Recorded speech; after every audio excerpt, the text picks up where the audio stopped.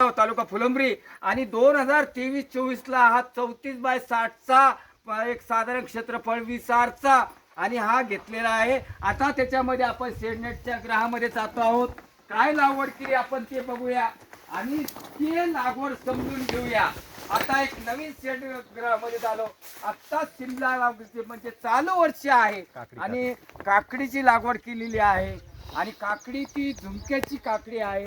हा साधारण 20 आरचा शेडनेट आपण नानाजी देशमुख कृषी संजीवनी प्रकल्पामधून जाणून घेतोय आणि याचं थोडक्यात सांगा आम्हाला एक कधी लागवड झाली आणि कधी हे सगळं केलं हे सांगा आम्हाला समजून।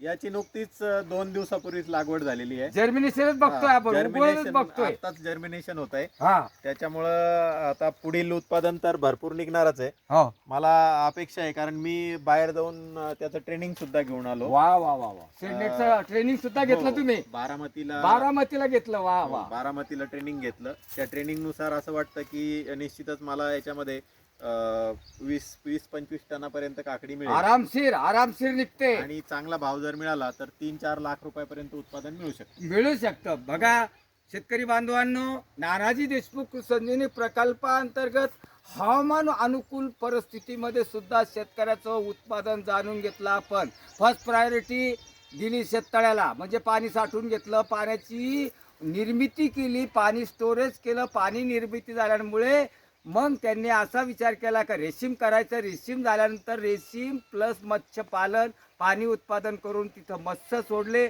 मत्स्य बीज आणले पंकज नावाचं, ते वाढून घेतलं, त्यानंतर रेशीम केलं, रेशीम प्लस मत्स्य हे दोन्ही उत्पादन वाढल्यानंतर शेडनेट केला आणि शेडनेटमध्ये पहिलं पीक आपण बघतोय काकडी, आणि काकडीची सुद्धा माहिती जाणून घेतली। 9 शेडनेट ग्रह आहे आणि पाणी हवामान नियंत्रित ग्रह असल्यामुळे इथं चिंता नाही आहे। कधी हवामान बदलतं, कधी धुळी येते, कधी काही होऊ शकतं, त्यामुळे शेतकऱ्याचं उत्पादन सुरक्षित राहण्याकरता हे आपण जाणून घेतलं। धन्यवाद।